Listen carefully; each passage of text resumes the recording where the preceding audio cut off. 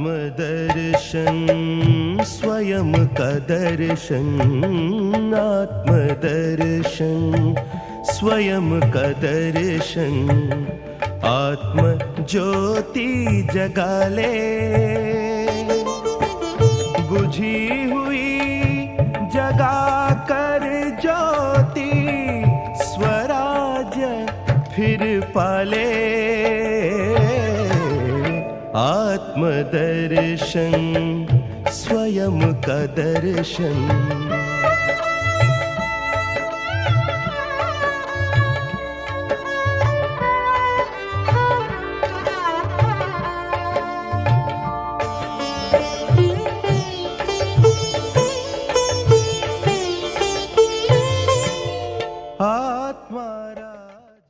ओम शांति। आज 8 जून 2021 ईश्वरीय महावाक्य है। बाबा कहते, मीठे सेंसिबल बच्चे, सदा याद रखो कि हम अविनाशी आत्मा है। हमें अब बाप के साथ पहले तबके में जाना है, पहले फ्लोर में जाना है, माना परम धाम जाना है। प्रश्न है, कौन सी मेहनत तुम हर एक बच्चे को अवश्य करनी है? उत्तर है, बाबा तुम्हें जो इतनी नॉलेज देते हैं उसे अपनी दिल से लगाते रहो, अंदर ही अंदर उसको मनन कर हजम करो, जिससे शक्ति मिलेगी। यह मेहनत अवश्य हर एक को करनी चाहिए। जो ऐसी गुप्त मेहनत करते हैं वह सदा हर्षित रहते हैं। उन्हें नशा रहता है कि हमें पढ़ाने वाला कौन है, हम किसके सामने बैठे हैं। ओम शांति। ये किसने कहा? 2 बार कहते हैं ओम शांति, ओम शांति। एक शिव बाबा ने कहा और एक ब्रह्मा बाबा ने। ये बाप दादा दोनों इकट्ठे हैं तो दोनों को बोलना पड़े ओम शांति, ओम शांति। तो दोनों को रिस्पॉन्ड देंगे। अब पहले किसने कहा, बाद में किसने कहा? पहले शिव बाबा ने कहा ओम शांति, मैं शांति का सागर हूँ। पीछे किसने कहा? दादा की आत्मा ने कहा। बच्चों को याद दिलाते हैं ओम शांति। मैं तो सदैव देही अभिमानी हूँ, कभी देह अभिमान में नहीं आता हूँ।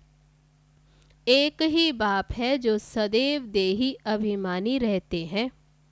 ब्रह्मा विष्णु शंकर ऐसे नहीं कहेंगे। तुम जानते हो ब्रह्मा विष्णु शंकर का भी सूक्ष्म रूप है। तो ओम शांति करने वाला एक शिव बाबा है जिसको कोई शरीर नहीं। बाप तुमको अच्छी रीति समझाते हैं और कहते हैं कि मैं एक ही बार आता हूँ। मैं सदैव देही अभिमानी हूँ। मैं पुनर्जन्म में नहीं आता, इसलिए मेरी महिमा ही न्यारी है। मुझे कहते हैं निराकार परम पिता परमात्मा।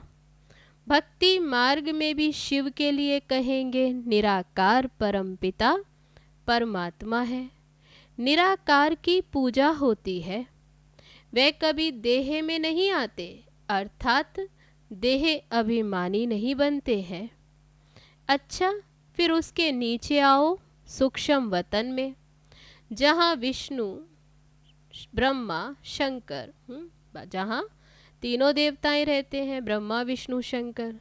शिव का नाम रूप तो देखने में नहीं आता, चित्र बनते हैं, लेकिन वह है निराकार। वे कभी साकार बनते हैं। बाबा कहते शिव बाबा तो है ही निराकार, क्या वे साकार बनते हैं? नहीं। पूजा भी निराकार की ही होती। बच्चों की बुद्धि में ये सारा ज्ञान रहता है। भक्ति तो की ही चित्र बच्चों ने देखे हैं। भक्ति करते बाबा कहते तुम चित्रों को देखते, तुम जानते हो सतयुग त्रेता में तो न ये चित्रों की भक्ति होती ही नहीं, न विचित्र की, न शिव बाबा की भक्ति होती जो विचित्र है, और न ही चित्रों की यानी देवी देवताओं की। बुद्धि में आता है परम पिता परमात्मा विचित्र है, उनका न सूक्ष्म न स्थूल चित्र है। उनकी महिमा गाई जाती है, दुख हरता सुख करता पतित पावन। तुम और किसी के चित्र को पतित पावन नहीं कहेंगे। कोई भी मनुष्य नहीं जिनकी बुद्धि में यह बात हो। ब्रह्मा विष्णु शंकर है सूक्ष्म वतनवासी, पहला तबका। फिर दूसरा तबका ऊंचते ऊंच मूल वतन, उस तबके में रहने वाला है परम पिता परमात्मा। फिर सेकंड नंबर तबके में सूक्ष्म शरीर वाले ब्रह्मा विष्णु शंकर। फिर थर्ड तबके में स्थूल शरीरधारी। इसमें मूंझना नहीं है, ये बातें सिवाय परमपिता परमात्मा के कोई भी समझा नहीं सकते। ऊपर में सृष्टि है आत्माओं की, परम धाम में रहती हैं आत्माएं, उसको कहा ही जाता है निराकारी दुनिया। हम सब आत्माओं की दुनिया इनकारपोरियल वर्ल्ड है। फिर हम आत्माएं कारपोरियल वर्ल्ड में आती, वहाँ है आत्माएं और यहाँ है जीवात्माएं। तो ये बुद्धि में रहना चाहिए, बरोबर हम निराकारी बाबा के बच्चे हैं। हम भी पहले निराकार बाप के पास रहते थे। निराकारी दुनिया में ही आत्माएं रहती हैं जो अभी तक पार्ट बजाने के लिए आते रहते हैं साकार में। वह हो गया निराकार बाबा का वतन। हम आत्मा है, ये नशा होना चाहिए। अविनाशी चीज का नशा रहना चाहिए, विनाशी चीज का थोड़े ही होना चाहिए। बाबा कहते अविनाशी चीज यानी आत्मा का नशा होना चाहिए, विनाशी चीज का थोड़ा ही नशा होना चाहिए। देह के नशे वाले को देह अभिमान कहा जाता है। तब बाबा ने बिल्कुल क्लियर किया कि देह अभिमान माना ही देह का नशा। देह अभिमानी अच्छे व आत्म अभिमानी अच्छे। बाबा पूछते कौन अच्छे, सेंसिबल कौन है? आत्म अभिमानी। आत्मा ही अविनाशी है, देह तो विनाशी है।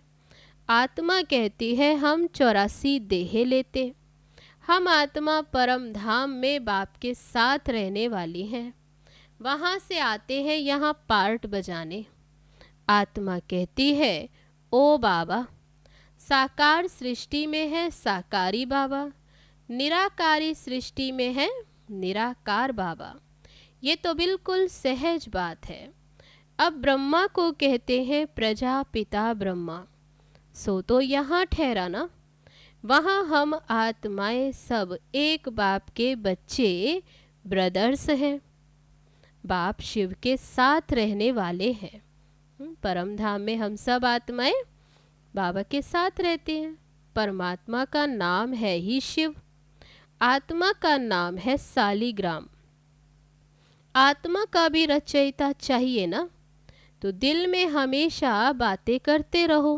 बाबा कहते ऐसे बातें करो, जो ज्ञान मिला वह अपने दिल से लगाने के लिए मेहनत करनी है। आत्मा ही विचार करती है।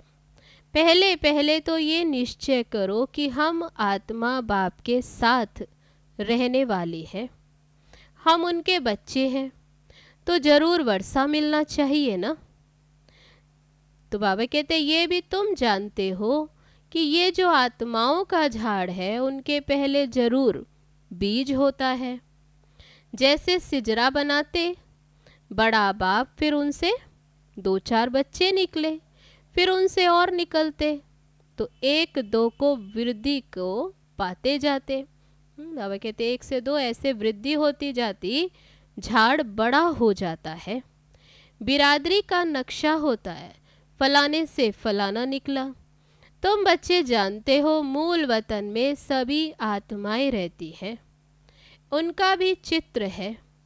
ऊंच ते ऊंच है बाप, तुम बच्चों की बुद्धि में है। बाबा इस शरीर में आया हुआ है, रूहानी बाप इनमें आकर रूहों को पढ़ाते हैं।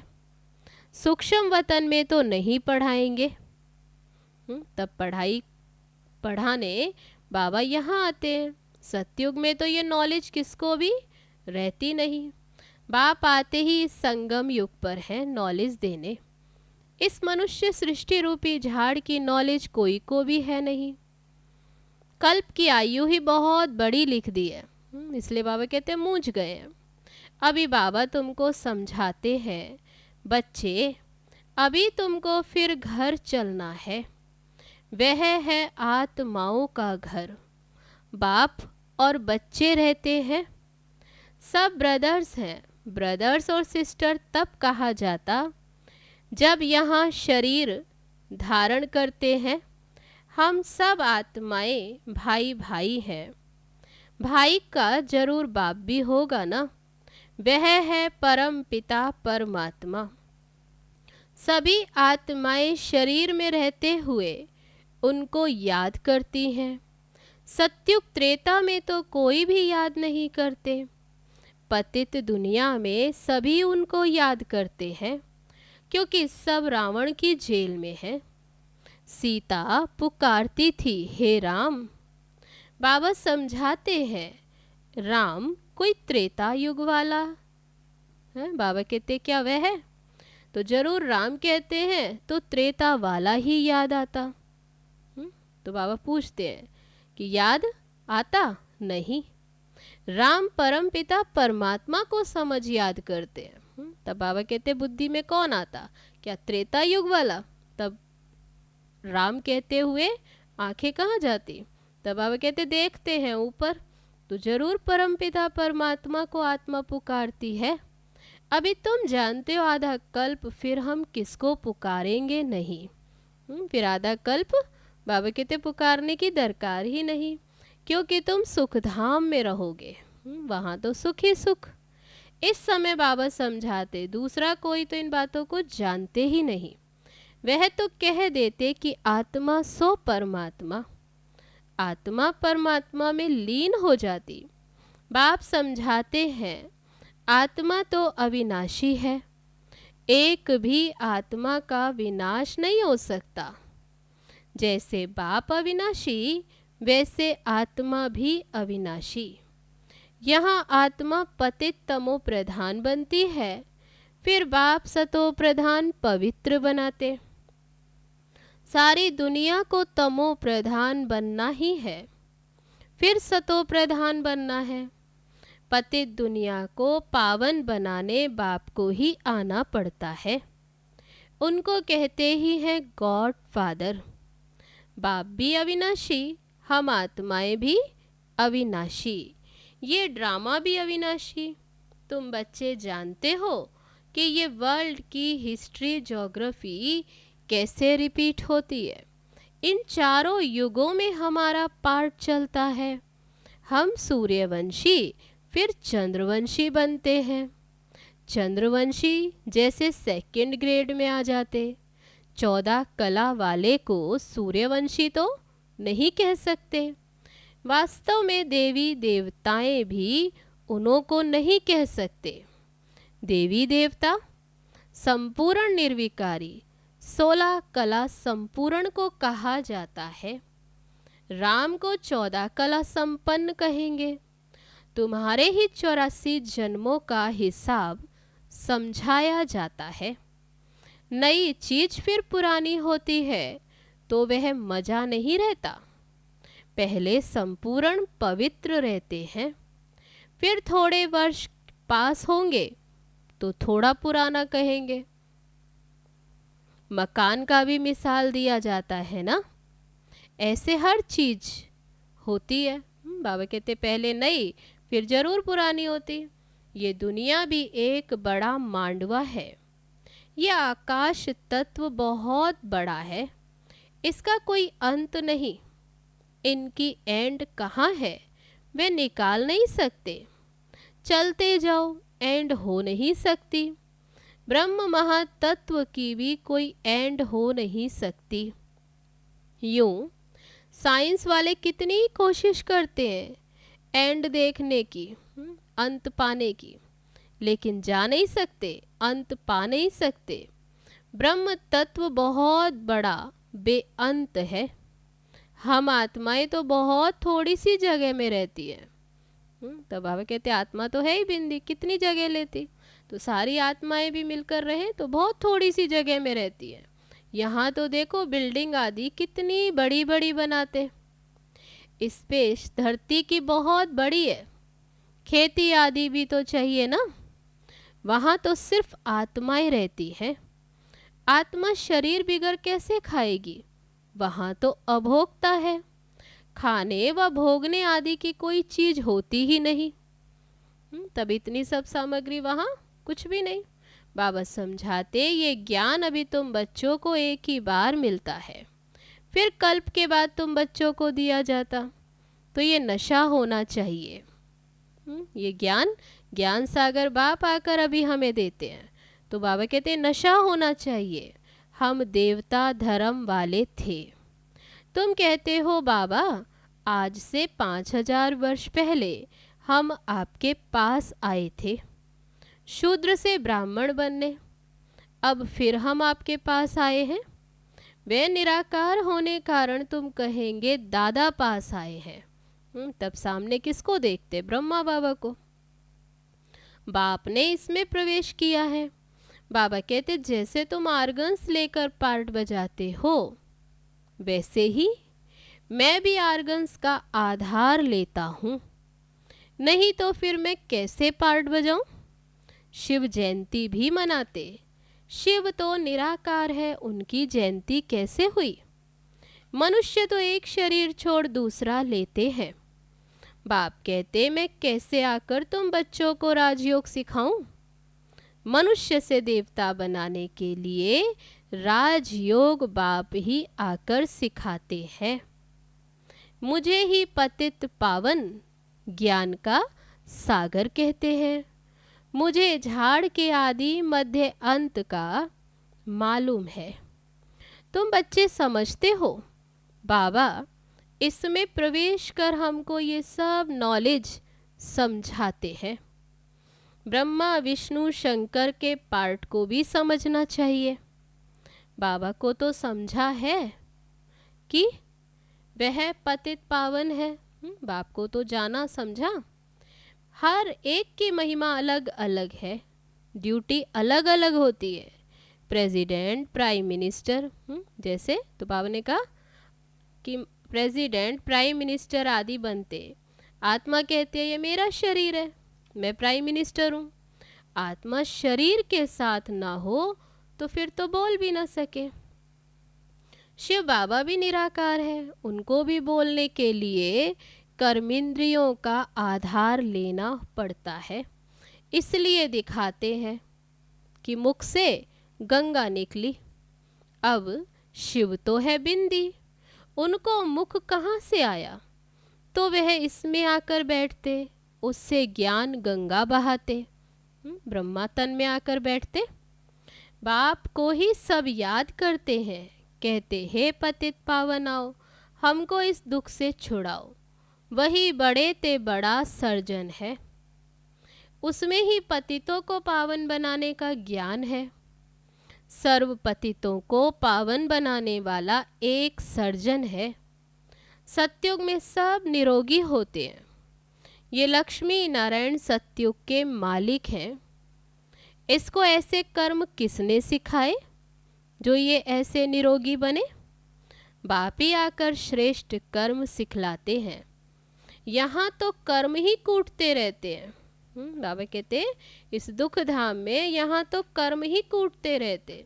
सतयुग में तो ऐसे नहीं कहेंगे कि कर्म ऐसे हैं। वहाँ कोई दुख रोग होता ही नहीं। यहाँ तो एक दो को दुख ही देते रहते। सतयुग त्रेता में तो दुख की बात होती नहीं। जो कहाँ जाए कि ये कर्मों का भोग है, ऐसे कहें ये कर्म भोग है, कर्म अकर्म और विकर्म का अर्थ कोई समझ ही नहीं सकते। तुम जानते हो हर एक चीज पहले सतो प्रधान फिर सतो रजो तमो बनती है। सतयुग में 5 तत्व भी सतो प्रधान रहते हैं। हमारे शरीर भी सतो प्रधान प्रकृति के होते हैं। फिर आत्मा की 2 कला कम होने से शरीर भी फिर ऐसे बनते। सृष्टि की भी 2 कला कम हो जाती। ये सब बाप ही बैठ समझाते हैं, दूसरा तो कोई समझा न सके। नॉलेजफुल एक बाप ही है, तब बाप ही आकर ये सब बातें समझाते। अच्छा, मीठे मीठे सिक्के लदे बच्चों प्रति माता पिता बाप दादा का याद प्यार और गुड मॉर्निंग। रूहानी बाप की रूहानी बच्चों को नमस्ते। हम रूहानी बच्चों की रूहानी बाप दादा को नमस्ते नमस्ते। ओम शांति। अब है धारणा के लिए मुख्य सार। पहली पॉइंट, अभी से ही बाप की श्रीमत पर ऐसे श्रेष्ठ कर्म करने हैं जो फिर कभी कर्म कूटने न पड़े, अर्थात कर्मों की सजाएं न खानी पड़े।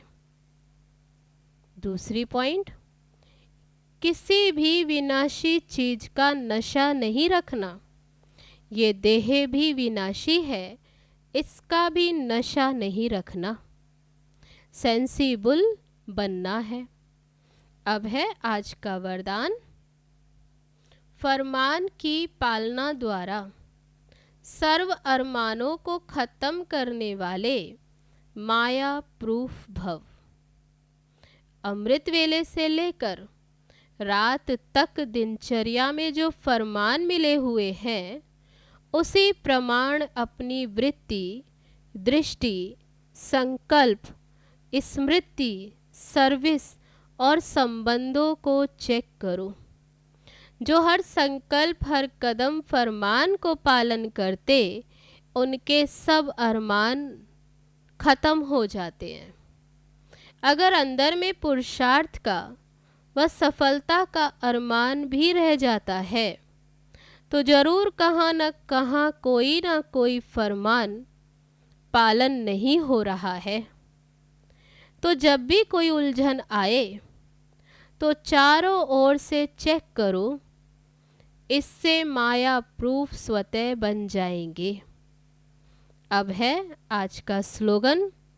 अपनी सूक्ष्म कमजोरियों का चिंतन करके उन्हें मिटा देना, यही स्वचिंतन है। अच्छा, ओम शांति।